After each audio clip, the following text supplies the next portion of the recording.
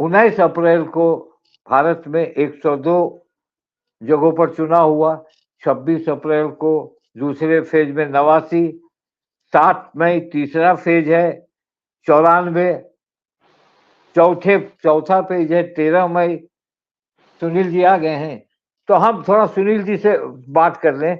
सुनील जी, अभी हमने बात की शुरू की थी, और अभी हमारे पास तब 10 मिनट समय है, थोड़ा आपको विलंब हुआ आने में, कोई बात नहीं।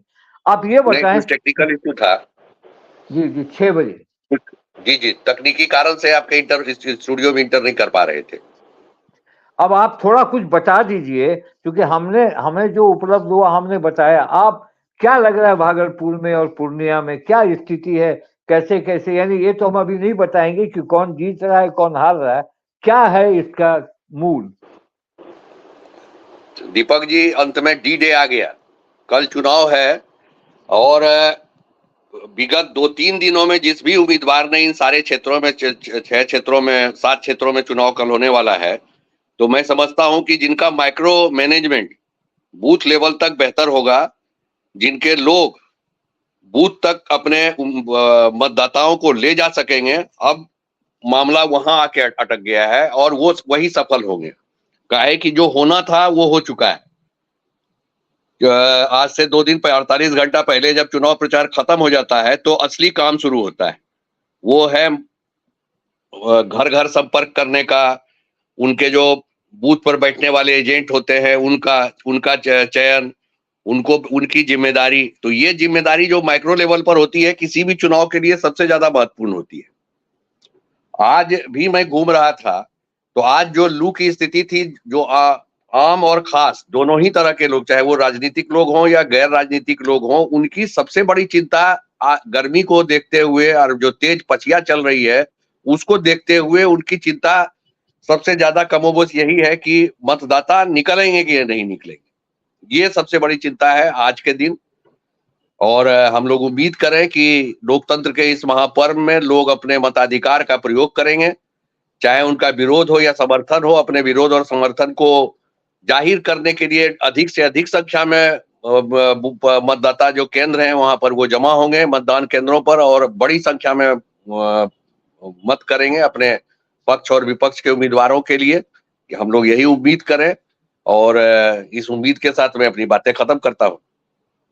नहीं सुनील जी, मगर ये जो चुनाव हुआ महागठबंधन और एनडीए के बीच, हर एक उनके हर ने आए, मुझे एक चीज समझ में नहीं आई, जो मैंने अभी चर्चा भी की थी। जब पहला फेज था तो उस जी समय प्रधानमंत्री ने नवादा में अपनी रैली की, उसके बाद जमुई में उन्होंने रैली की, और गया में भी उन्होंने चुनावी रैली की। तो उनका जो नवादा में उनके दल का था, और चिराग पासवान और जीतन राम मांझी, ये 5 जगहों पर नीतीश कुमार के 5 उम्मीदवार हैं। तो इन 5 जगहों में उन्होंने भागलपुर का भी दौरा नहीं किया, उन्होंने किशनगंज और ये का भी दौरा नहीं पूरा किया। पूरा कोसी का नहीं किया, कोसी प्रमंडल जो है उसका नहीं किया, भागलपुर प्रमंडल का नहीं किया, मुंगेर में एक जगह जमुई किया, मुंगेर का नहीं किया। अब ये सेलेक्टिव है, ये प्रधानमंत्री जी के कार्यक्रम के बारे में बता नहीं सकते हैं, लेकिन कहीं न कहीं समन्वय की कमी भारतीय जनता पार्टी और जदयू के कार्यकर्ताओं में नजर आ रही है।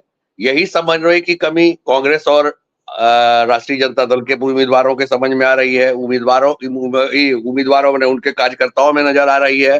कार्यकर्ताओं की अपनी शिकायतें हैं, स्थानीय नेताओं की अपनी शिकायतें हैं। तजरी कम मिलने का, तजरी ज्यादा मिलने की बात चलती है, ये बिल्कुल आम है, हर जगह होता है। जब 5-7 दल गठबंधन में होते हैं तो नेता तो बड़ा ऊपर गठबंधन कर लेते हैं, लेकिन नीचे के स्तर पर कार्यकर्ताओं का गठबंधन कितना हद तक हो पाएगा, सफलता की कुंजी वही छिपी हुई है। चाहे वो एनडीए का गठबंधन हो, चाहे वो इंडिया का गठबंधन हो, जिनके गठबंधन के कार्यकर्ताओं के बीच का समन्वय बेहतर होगा, जिनका बूथ मैनेजमेंट, जिसको कि हम माइक्रो लेवल पर बूथ मैनेजमेंट कहते हैं, वो बेहतर होगा, कल के चुनाव में उनकी ही बाजी रहेगी। और तीसरा जो सबसे महत्वपूर्ण है कि वो उनके जो कार्यकर्ता है अपने मतदाताओं को कितनी बड़ी संख्या में मतदान केंद्र तक पहुंचाने में सफल रहेंगे, ये तीसरा महत्वपूर्ण कारक है। और अब समझते हैं कि आज के दिन हम लोग इसी 3 चीजों पर ही टिके रहेंगे, इसलिए कि अब कल की जो बात है, अब कल का एक्शन का दिन है, आज डी-डे है, तो अंत में यही है कि इस 3 कारकों पर जो सफल हो जाएंगे वो बाजी ले जाएंगे। काहे कि जो चुनाव प्रतिशत का मामला है, जितना पोल हो रहा है, तो हर जगह मुकाबला बहुत कम मार्जिन में जो है हम लोग परिणाम देखेंगे। ऐसा नहीं है कि इस बार हम लोग किसी को 52% मत मिल गया और किसी को 32% मिल रहा है या किसी को 42% मिल रहा है और 2 उम्मीदवारों के बीच 6% या 4% का अंतर आ रहा है, ये हम लोग नहीं पाएंगे। मैं अधिकांश जगहों पर ये मुकाबला नेक टू नेक होगा। कल कल जैसे किशनगंज जो तो जी कहते हैं कि मुस्लिमों का वो सबसे ज्यादा आबादी वाला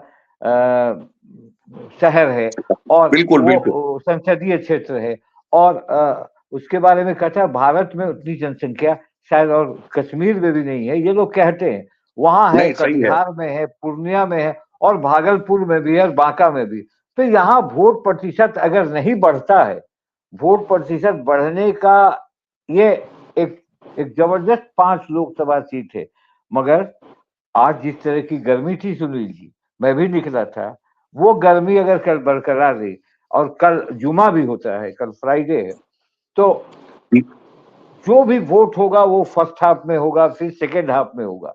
तो ये कहने का मतलब है कि वोट अगर ज्यादा हो गया तो इसके लिए तब पार्टियों को कुछ राहत मिलेगी, नहीं तो अभी तक ये तलाश रहे हैं, चाहे वो एनडीए हो चाहे वो महागठबंधन हो, कि आखिर 47% वोट भारत में सबसे कम बिहार में क्यों हुआ।